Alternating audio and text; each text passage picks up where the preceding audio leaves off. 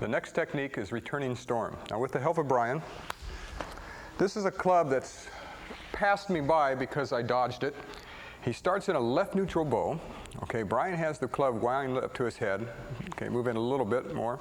Now as Brian swings, I'm going to step off to approximately 8 o'clock, and I'm going to use a right reverse bow, and I want you, as you step off, I want you to shuffle just a little bit to make sure that you get out of range of this club.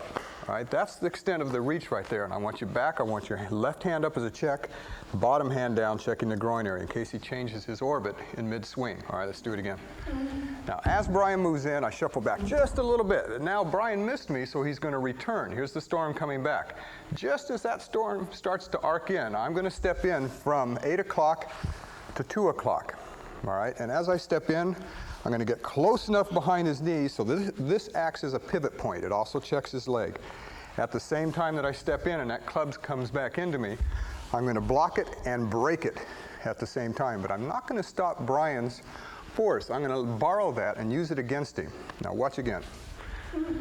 As Brian begins to swing, we step off to 8 o'clock, we come in, break the arm, but this also becomes a fulcrum. If I pull against my own arm, it's going to start bringing Brian around.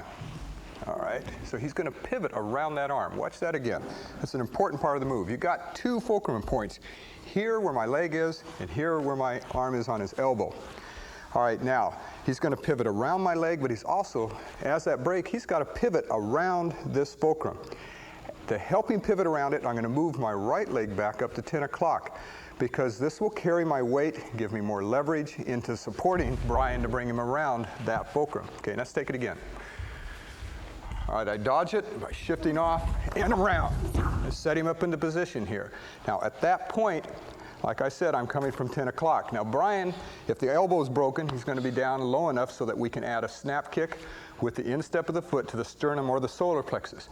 So from this position, we move in, and then a lifting back knuckle as we plant. And the left hand checks the shoulder, and his right knee is checked by your right knee. Now let's take it again. Let's take it from this angle. He comes in across, I take it from here. Now I've got to move into Brian at the same time he swings that second move. We have 1, 2, take him around, 3, land up. Good, thank you, Brian.